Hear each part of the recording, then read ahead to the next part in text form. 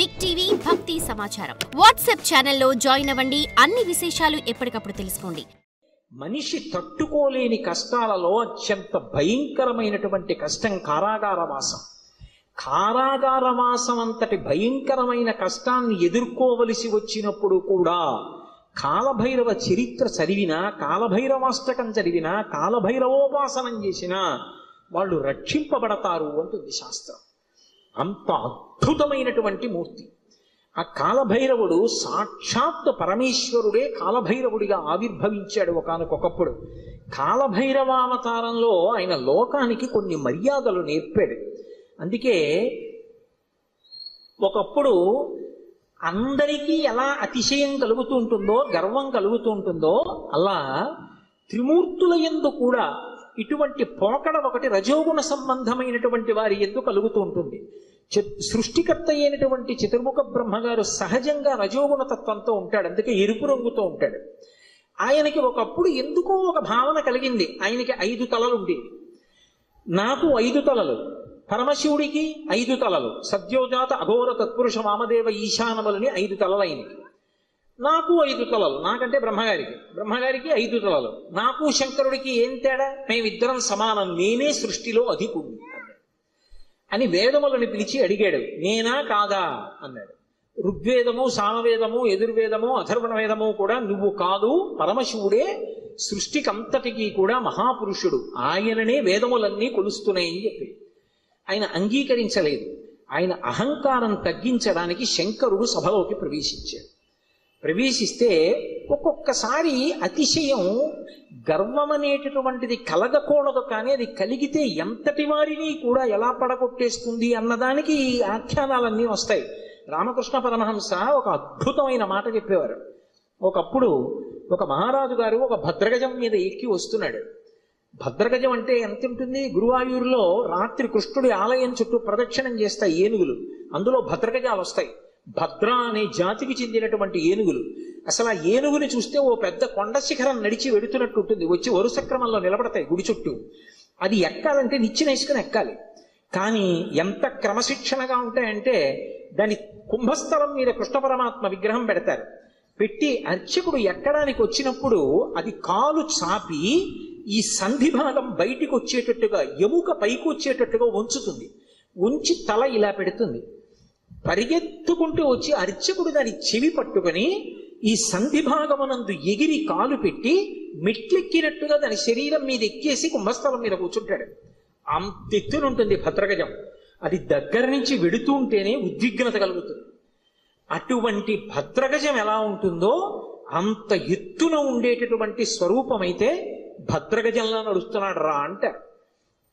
అలా ఒక మహారాజు అటువంటి భద్రగజం మీద వెళ్ళిపోతున్నాడు రాజవీధిలో. అటువంటి ఏనుగు వస్తోందంటే దాని ఒక్కొక్క కాలు ఇంతంత లావులు ఉంటుంది. పాదం ఎత్తి వేస్తే గుండ్రంగా ఉంటుంది. ఏ ప్రాణైనా అణిగిపోతుంది. అందుకని అన్ని పక్కలకపోతాయి. అటువంటి ఏనుగు వస్తుంటే కన్నంలోంచి ఓ చిరుకప్ప ఒకటి పైకొచ్చి కప్ప కాలెత్తింది. కాలెత్తి చై బుద్ధి లేని ఏనుగా పక్కకి పో అని ఆశ్చర్యపోయారు. రామకృష్ణ పరమహంస శిష్యుడు నిలబడున్నారు అక్కడ.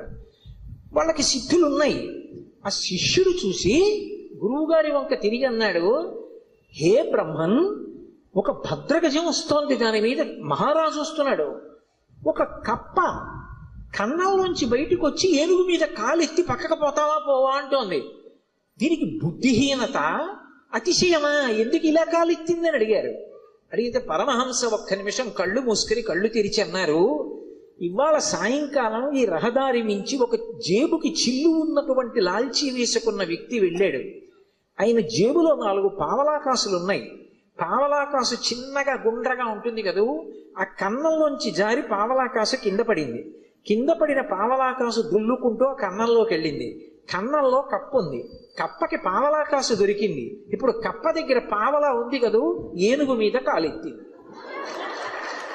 పావలా ఉన్న కప్ప ఏనుగు మీద కాలెత్తితే అన్నీ ఉన్నాయనుకున్న నాబోటిగాడు విర్రవీగితే అందులో అతిశయం ఎంత విచిత్రమైన లక్షణాన్ని కల్పిస్తుందో చూడండి.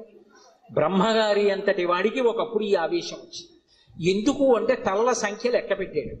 నాకు 5, నీకు 5. ఇదే బ్రహ్మగారి కౌశికీ వృత్తాంతంలో పార్వతీదేవి దగ్గర అంత వినయంతో మాట్లాడాడు.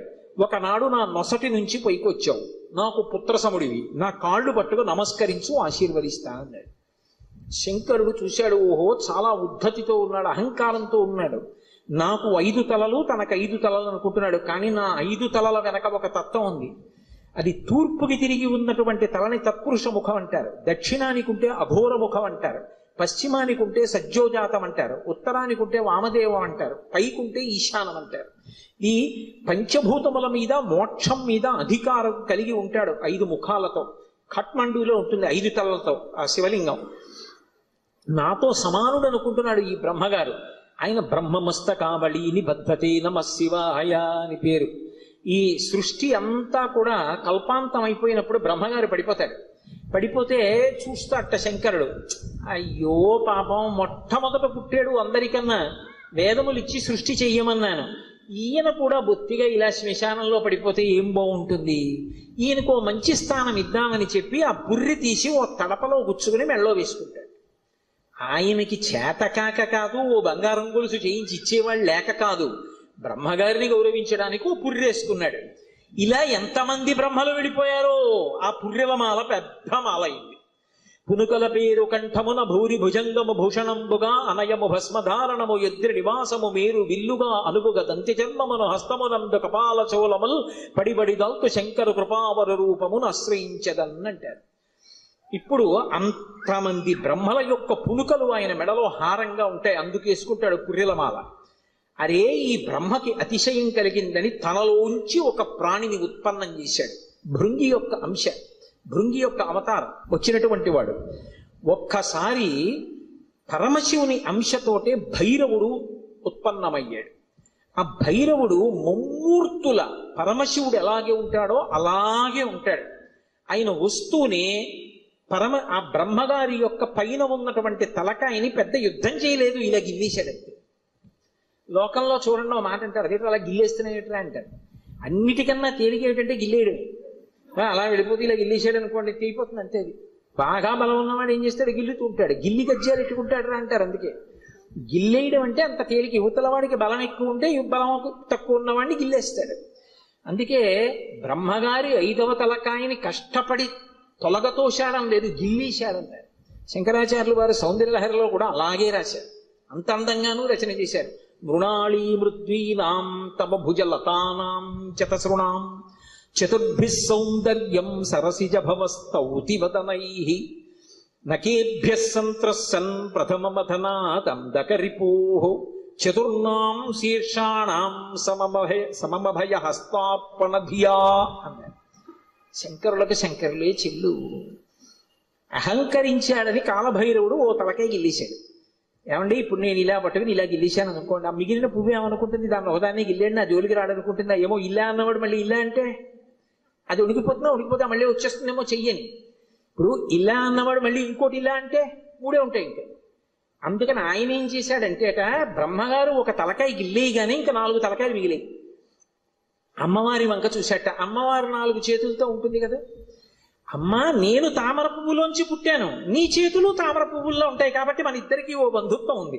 అమ్మా, నా 4 తలకాయలు తామర పువ్వులు లాంటి నీ చేతుల కింద పెడతాను, కాపాడమ్మా అని 4 తలకాయలు గబగబా పెట్టుకెళ్ళి అమ్మవారు 4 చేతుల కింద పెట్టేటప్పటికి మళ్ళీ గిల్లుదామని చూశాడు. పైన అమ్మవారి చెయ్యి ఉంది, నవ్వి ఊరుకున్నాడు. అలా అమ్మా, నీ చేతులు పెట్టుండకపోతే బ్రహ్మగారి తలకాయలు ఉండేవో ఉండకపోవు.